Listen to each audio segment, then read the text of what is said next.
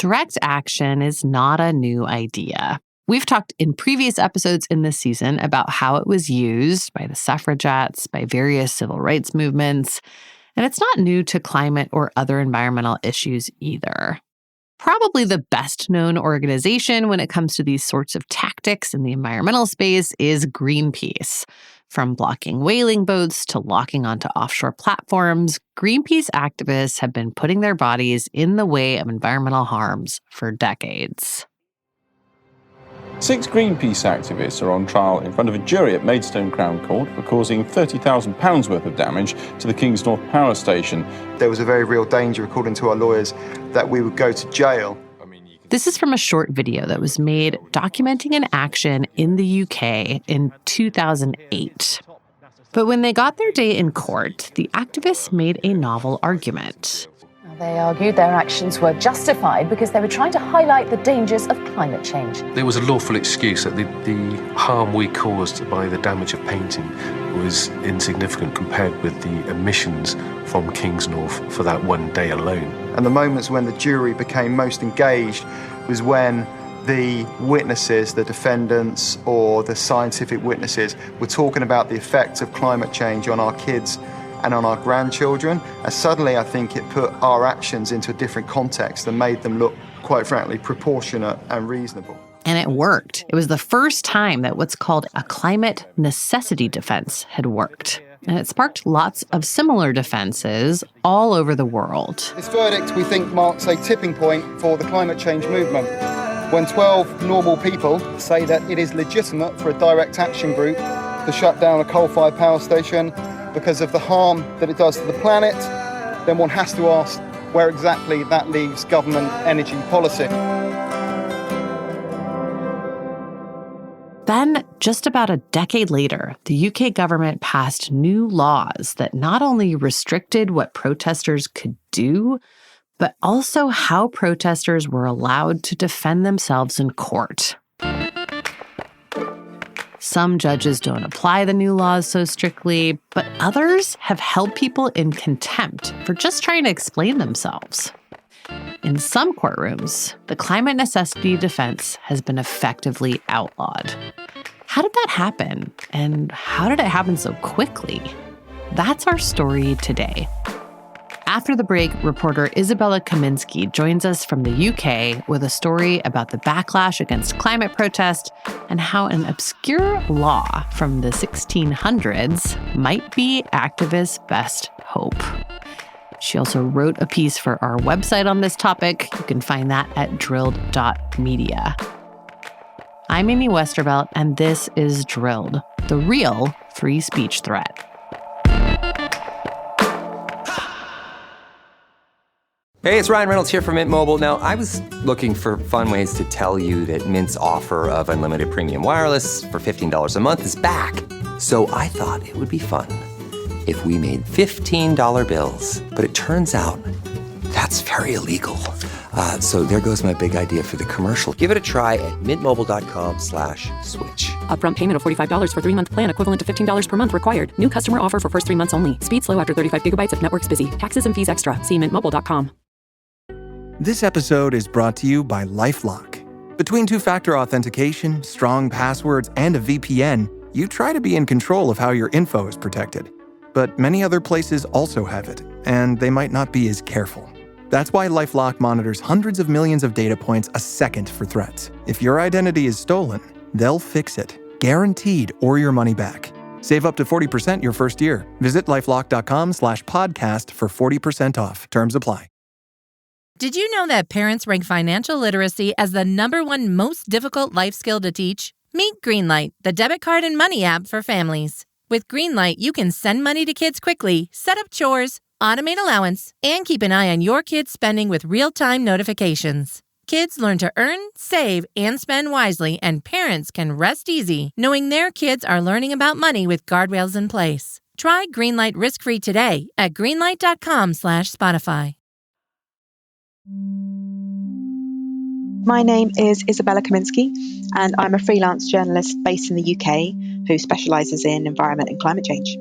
So, Isabella, from your reporting and also just from kind of watching things unfold from afar, it seems to me like there's been a pretty significant shift in the UK government's approach to protests in a fairly short amount of time. But I'm curious if that jives with what you found as well. Yeah, so I think it's worth going back to 2008 when energy firm E.ON was trying to build the UK's first new coal-fired power station in 20 years. And it wanted to do that at Kingsnorth in the south of England because there was already an old power station there. And that became the local focal point for climate activists at the time. And so one day that year, 6 Greenpeace activists climbed up one of the station's smokestacks, these 200-metre high chimneys, and tried to shut it down by occupying it and painting on it. So they were arrested and they had to go to court, where they made this really novel argument that they had a lawful excuse for what they'd done because the damage caused would protect other people's property from the effects of climate change. And the jury acquitted them. That at the time made the New York Times' list of top influential ideas for the year. It helped the government firm up its climate commitments. Later that same year, the UK passed into law the Climate Change Act. You can't necessarily make a direct link, but everything's helped shift the conversation. E.ON then also abandoned the plan to build more coal. Kingsnorth was actually demolished, and the UK now generates only a tiny proportion of its electricity from coal. But a decade later, government inaction on climate change was stalling. And activists had started talking to each other more and looking really intensively at how they could harness this idea of non-violent direct action to change the conversation. And out of that, Extinction Rebellion was born. I'm Dr. Gail Bradbrook. I'm one of the co-founders of Extinction Rebellion. Before co-founding Extinction Rebellion in 2018, Bradbrook had spent several years getting involved in various environmental and social justice fights. Isabella visited her at her home in Stroud, a small town in the picturesque Cotswolds Hills in southern England, in the fall of 2023 to get more of her story.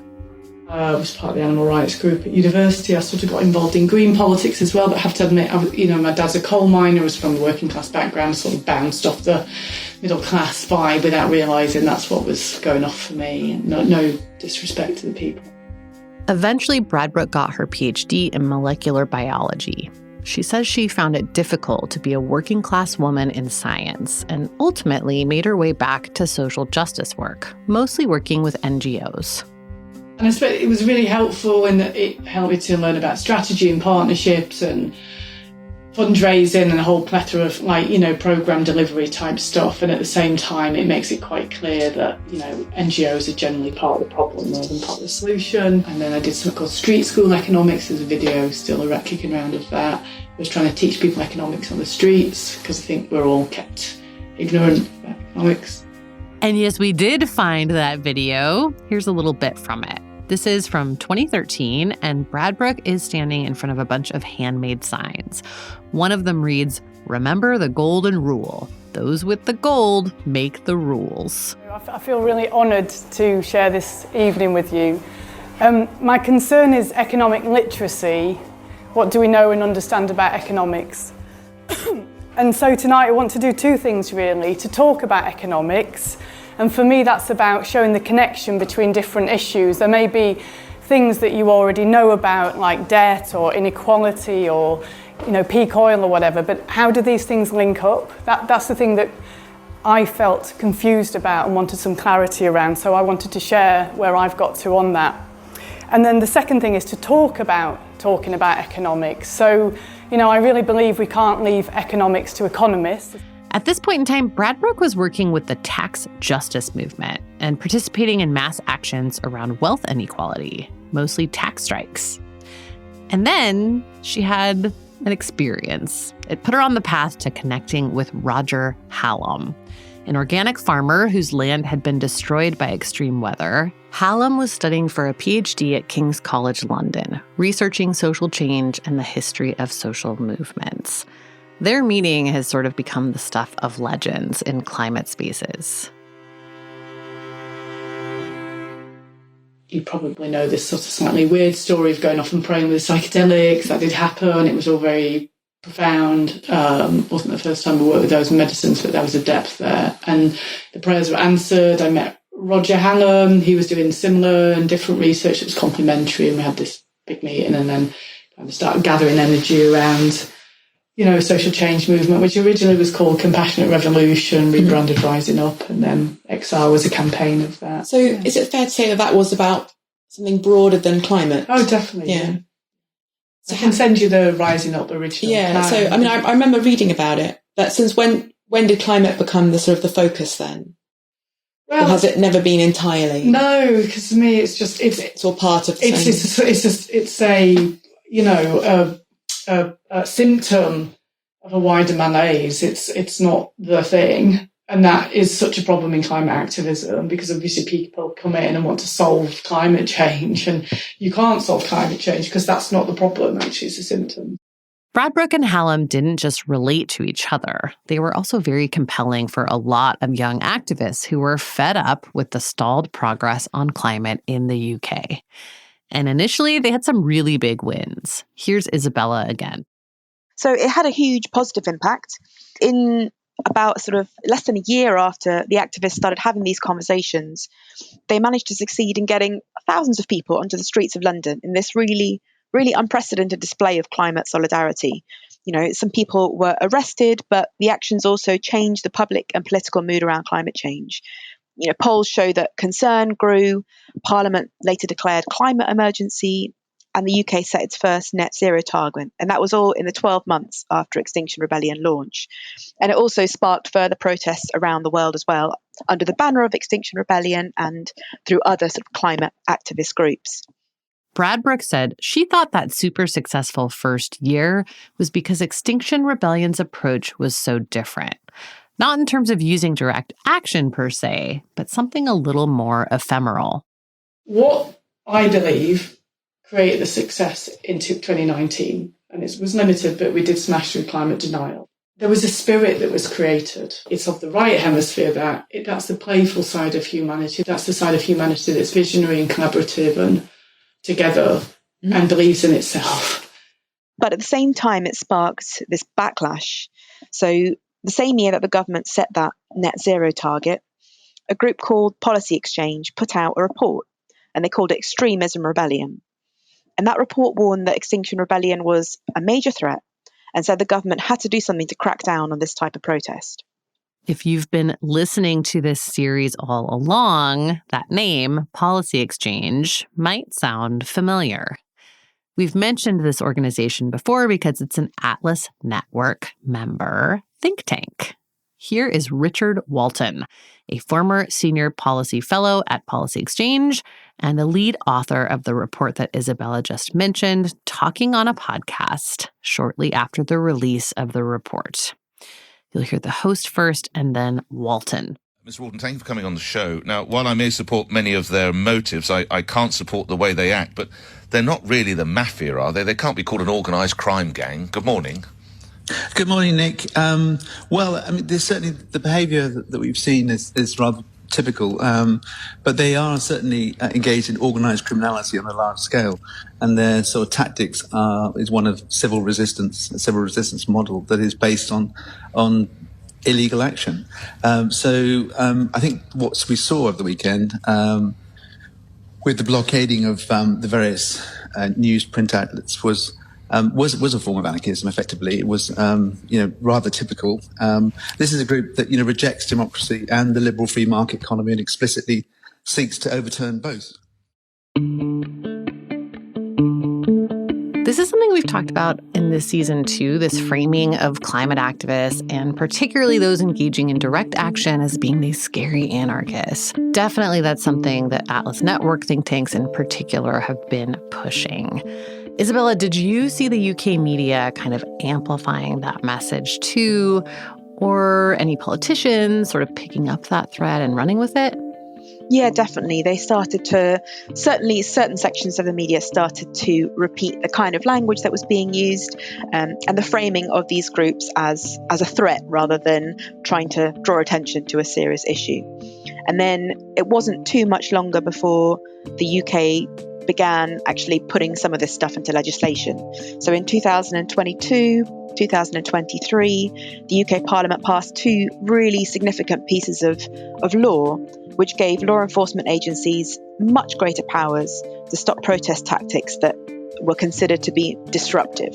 Certain aspects of those laws, as they were being developed in Parliament, which were struck down, the government later sort of pushed through secondary regulation to try and bypass the parliamentary process. So these pieces of law have really made it harder for people to protest and given enforcement authorities, given the police much greater power to stop it before it happens and while people are protesting. We also know that in the summer of 2023, at a policy exchange garden party, Prime Minister Rishi Sunak thanked the organisation for its help with these legislative changes. I love that it was at a garden party. I don't know why. That makes it so much, makes it land so much more. So you wrote in your story also about not only how these laws have led to more arrests, but how they've impacted activist court proceedings, which I think is really, really interesting. Can I just have you kind of walk us through what you found out on that front?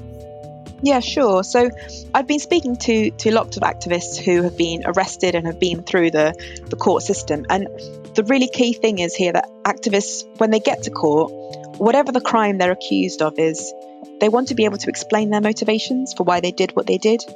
And for some, that's about getting the issue on the record, for talking about climate change, for example. For others, it's about trying to persuade the jury that what they did was proportionate and that they shouldn't be convicted.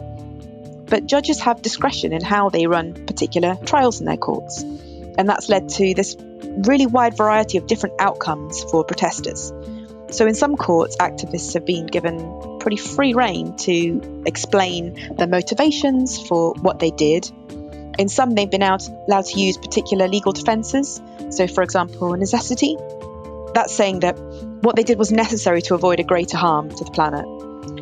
But in others, they've been really strictly barred from even mentioning climate change at all. So I've heard activists describe this as a justice lottery, with some people being convicted and going to prison and others found not guilty and allowed to go home. But at the same time, juries vary quite a lot. And in many cases, they've been acquitting activists for a whole range of offences, whether or not they've managed to explain their motivations. So the result is that not all judges or politicians are very happy with that situation. And so there's been this growing tension about how to deal with climate protesters in a proportionate way. And meanwhile, climate protesters are quite frustrated that they're being handled so differently in different parts of the country and in different courts, even within the same city. Is there anyone kind of working on just specifically that issue, like the inconsistency of things being applied? I mean, that could go well or poorly for activists. I would guess that, if someone's like, the judges should all be implementing this to the letter of the law, or we should come up with something that's more unifying. I don't know. It strikes me as like the classic thing that court cases exist to do, right? Is figure out this kind of inconsistency. There are people, and I know people who are tracking with spreadsheets, what's happening to different people in different courts. And so some of them have figures for about half of protesters, for example, being acquitted compared to the other half found guilty by juries. You're right, though, that absolutely could backfire because you could end up in a situation where the courts actually look and say, well, we want to apply the strictest sentences to everybody rather than the most lenient.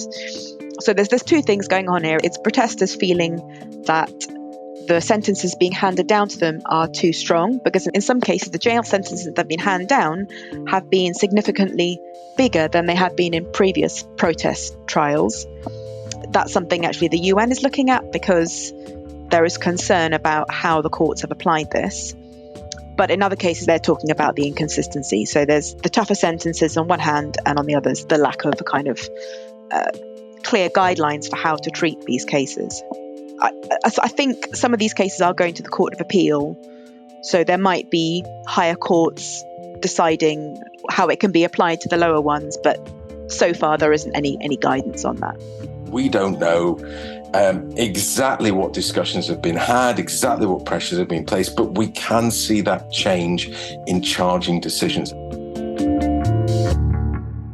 Dr. Graham Hayes is a researcher in social movements at Aston University. As soon as those changes happen, the ability to defend yourself in court is much lesser and the penalties are much greater.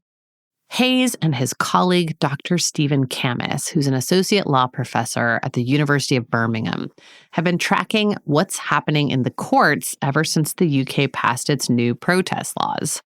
In 2019, Dr. Gail Bradbrook, the Extinction Rebellion co-founder that you heard from earlier in this episode, was arrested for breaking a window in a government building during a protest.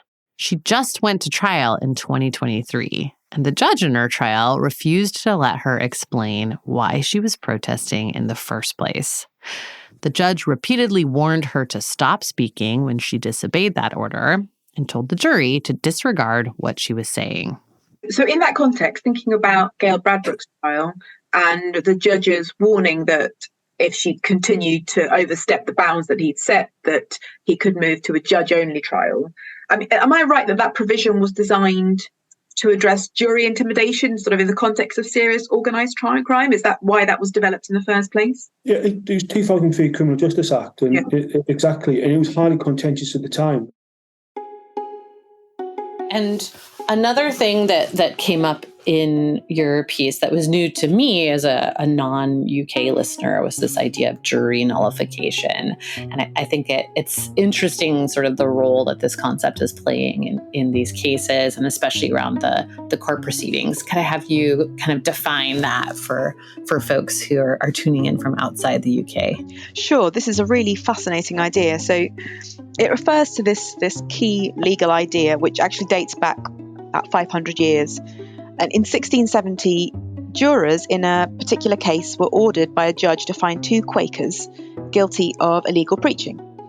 So the jury, led by a man called Edward Bushell, refused. And they were jailed and fined until a court eventually cleared them. That case has now become this sort of celebrated principle of religious and political freedom, and the resulting principle is known as jury nullification. The idea is that juries can clear people based on their consciences. And in fact, in the Old Bailey, which is the Central Criminal Court of England and Wales in London, it's actually engraved onto a marble plaque there. That's how important this idea is. But in response to what's been happening in some of the cases against climate protesters in court, a 68-year-old woman stood outside one of the courts, and she'd written this principle of jury nullification onto a cardboard sign. So she wrote, "Jurors, you have an absolute right to acquit a defendant according to your conscience." The judge in that case, where he was taking a trial of some climate protesters, was not happy. He felt that the lady, Trudy Warner, was trying to interfere with the jury, and he referred her for contempt of court, essentially that she was trying to sway the jury into making a particular kind of decision. So when Trudy next went back to court, he ordered her to be arrested, and she was later charged with contempt of court. Trudy's arrest then sparked lots of other people to do similar things. So they've started standing outside court with very similar signs, reminding juries that they have a right to acquit. There's been a sort of series of escalating protests from a handful of people to over 200, and at the latest count in December, more than 500 people stood outside around 50 courts in the UK, holding up very similar signs, reminding juries of this key legal principle. A couple of people have also been charged, but most of those protesters have not had any kind of, haven't had their details taken and haven't had any kind of legal consequences for doing that. But it's led to this growing row about what is proportionate. I think until we get a ruling in the Trudy Warner case, we won't exactly know how this will be dealt with from there onwards. I just think we probably have to wait and see. I think what I would say is that judges have different personalities, and they use contempt or the threat of contempt or the threat of imprisonment in order to demonstrate their authority in the courtroom. And you regularly see some judges threaten prison to defendants to keep them in line. So the people who have had legal repercussions are Trudy Warner and two young women. All of them are being charged with contempt. I haven't spoken to them directly on the record because they're going through this legal process. I have spoken to 3 generations of one family who were some of the protesters outside one of the courts. They were very passionate about why they were doing this. For them, it was about much more than climate change, although that was super important. This was about a really important fundamental principle of essentially freedom of speech. So, what is your name? I'm Renee Slater. I'm Sarah MacDonald. I'm Vivi MacDonald. And you're 3 generations of the same family, right? And so why have you come to Bristol Crown Court today? Really to stand up for the rights of life, actually. That's for me, to stand up for life. I've done a lot of climate activism, and I've taken part in the actions against the repressive police and crime sentencing bill. What concerns you about those bills? I think a lot of things concern me about those bills. I think the clampdown on protest really reflects how the government is trying to, and what direction our country is being taken in a way to repress people expressing their opinions and to repress assembly, which has been throughout history a way to cultivate change. And I think clamping down on that really reflects their opinions on not just the climate protest, but like historical protests as well, and how those have manifested and been brought forwards in the tradition of cultivating change. It's more important than ever to continue protesting and to continue fighting for change in light of how the government is trying to repress it. Mm-hmm. Yeah, that's the thing that strikes me the most about the court proceeding stuff, is just how, whether climate is an issue that you care about or not, or whether you think these protesters are justified or not, is sort of beside the point. Anytime you're curtailing people's ability to defend themselves or curtailing what they're allowed to say in their defense, it seems like potentially something that folks might be concerned about. Absolutely. And that's one of the points that protesters are making. Although obviously they want to draw attention to climate change and for people who've been involved in various kinds of activism to not go to prison and to be found not guilty. This is a really fundamental point about allowing people to express their motivations and giving juries, as a kind of representative sample of the public, the ability to make informed decisions about people's actions and about essentially what is right and wrong. Otherwise, you're giving all that power to a judge and to the judiciary rather than the people themselves. So all of this stuff that you've been talking about kind of played into Gail Bradbrook's case as well. Yeah, so Gail had 2 trials, and the first trial, which was earlier in 2023, had to be aborted because she kept talking about her motivations for her actions. And the judge was really unhappy about that. He basically refused to let her do so, accused her of tampering with the jury, and said that the trial would come to an end and would start again later. In between her 2 trials, there were various hearings where she was trying to negotiate what she was allowed to say, the extent with which she was allowed to describe her motivations and talk about climate change. And the judge was really pushing back on that. He was incredibly limited in how he allowed her to frame her defense, and was basically striking down any kind of legal defense that she had to make. So by the time of the second trial, where there was a fresh jury, she was very technically restricted, and she was defending herself as well. During the actual case, though, she managed to sort of push back on quite a bit of it, and the judge was repeatedly stopping her from talking and reminding her of his previous rulings. But she did manage to, in various ways, get across most of what she wanted to the jury. The result was not really what she wanted because she was found guilty. She told me that she was happy because she had managed to at least explain herself, which the judge hadn't really wanted her to do. In that case as well, coming into the court in the morning, There were many people sitting outside with the jury nullification slogans on their placards, which the judge told the jury that they should sort of, take with a bit of pinch of salt. So that all these factors were coming together in this trial of an Extinction Rebellion founder. Bradbrook was sentenced to 15 months in jail, but the judge immediately suspended that sentence. She was also given a 12-month supervision order and 150 hours of community service. Once the sentencing ended, Bradbrook released her 75-page dossier of evidence, all the stuff the judge had said she couldn't use to defend herself. And she criticized the judicial system for both its inconsistency and for curtailing people's ability to defend themselves.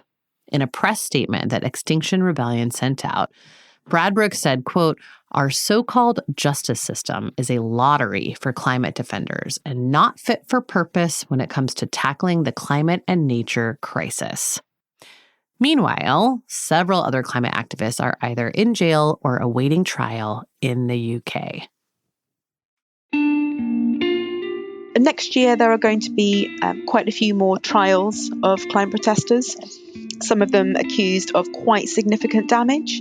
So it'll be interesting to see how the courts treat them, whether they become even tougher, make it even harder for activists to make defences, and whether the sentences are going to be even less lenient. I understand that some activists are going to be making formal complaints about the UK government, that it's acting disproportionately and possibly violating some international laws about the right to free speech and the right to protest. So I think that will be a really important thing to look out for. The UK government is aware of its image on the wider stage, and so that kind of action might help to show it up as being somewhere which likes to present itself as a climate leader and a bastion of free speech, but isn't necessarily living up to that reputation right now. Drilled is an original Critical Frequency production. This episode was reported by Isabella Kaminsky and written by me, Amy Westervelt. Our senior editor for the series is Eileen Brown.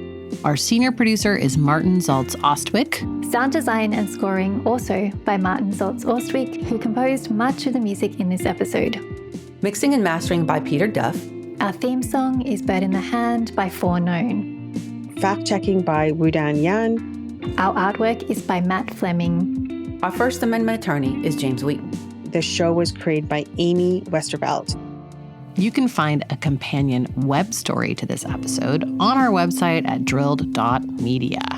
You can also subscribe to our newsletter there. It comes out once a week and includes a little bit of analysis on what's happening in climate, plus a roundup of the top 5 stories or studies to check out each week. It's never more than a 10-minute read, and people tell us it helps them stay on top of all things climate. If you want to support our work, you can also leave us a rating or review. It genuinely helps us find new listeners. And finally, if you would like to fund more climate accountability reporting, you can sign up for a paid subscription to either the newsletter or the podcast. A subscription gets you access to ad-free episodes, bonus and early content.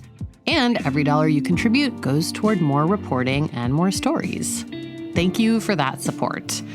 That's it for this time, and we'll see you next week.